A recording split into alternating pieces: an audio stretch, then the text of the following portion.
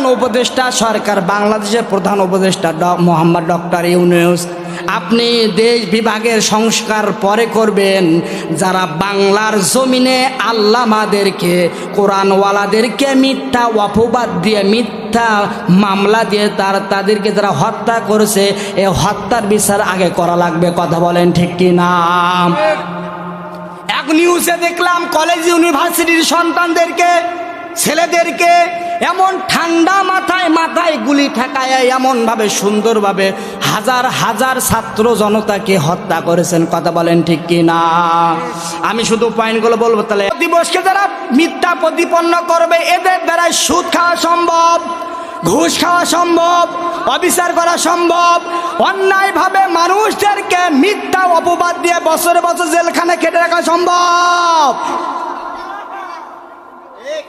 কোরআনের খাদেম যেটা বলা হয়, এ তাফসির মাহফিল যেনাকে উপাধি দিয়েছেন, নাম যিনি রেখেছেন আল্লামা দেলোয়ার হোসাইন সাইদি, 50 বছরের অধিক যিনি কোরআনের খাদেম ছিলেন, কোরআন প্রচার করেছেন। এই কোরআনের হক কথা বলার কারণে স্বৈরাচার সরকার তাকে বন্দি করলেন। শুধু বন্দি করলেন না, 13 বছর বন্দি করার পরে তাকে এমনকি চিকিৎসার নামে তাকে অন্যায়ভাবে তাকে হত্যা করা হয়েছে। কথা বলেন ঠিক কি না? 2 নম্বর জাহান্নামের স্থান হচ্ছে সাকার।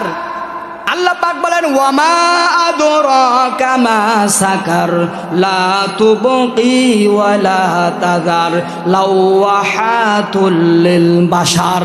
আল্লাহ পাক রব্বুল আলামিন বলেন, আপনি কি জানেন আগুন কি? প্রশ্ন করেছেন কে?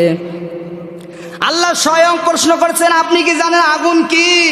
এটা এমন ভয়াবহ আযাব দের অধিবাসীদেরকে জ্বালিয়ে অক্ষত অবস্থায় রাখবে, এমনভাবে চামড়া গোস্ত পুড়িয়ে রাখবে, পুড়েও যাবে না, ক্ষত ক্ষত অবস্থায় থাকবে।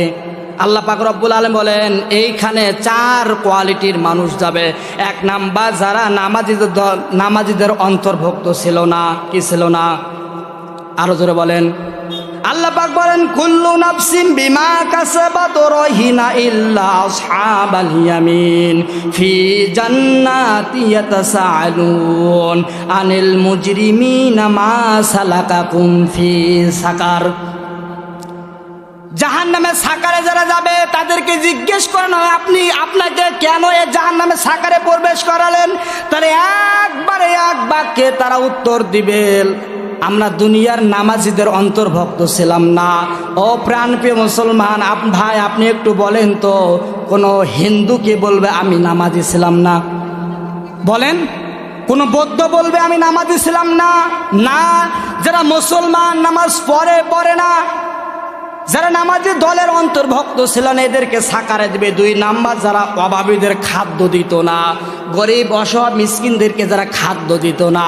3 নাম্বারে, যারা সমালোচকদের সাথে সমালোচনা করত। এমন জায়গায় সমালোচনা করে, ইসলামটাকে সমালোচনা করার মাধ্যমে ইসলামটাকে ডুবে ফেলেছেন। 4 নাম্বারে হচ্ছে যারা প্রতিফল বিচার দিবসকে অস্বীকার করে, যে কিয়ামত দিবস একটা আছে, এখানে ভালো মন্দ বিচার হবে, এইটাকে যারা মিথ্যা প্রতিপন্ন মনে করে, এদেরকে আল্লাহ পাক রব্বুল আলামিন যেখানে দেবে সেখানে হচ্ছে সাকার। আল্লাহ পাক রব্বুল আলামিন আমাদের সকলকে জাহান্নামের স্তর থেকে আল্লাহ পাক রব্বুল আমাদের সকলকে যেন হেফাজত করে। সকলে বলেন আমিন। জাগো জাগো হো জাগো বীর মুজাহিদ, জাগো জাগো জাগো জাগো বীর মুজাহিদ, জাগো জাগো জাগো হো জাগো বীর মুজাহিদ, জাগো জাগো জাগো জাগো বীর মুজাহিদ, জাগো।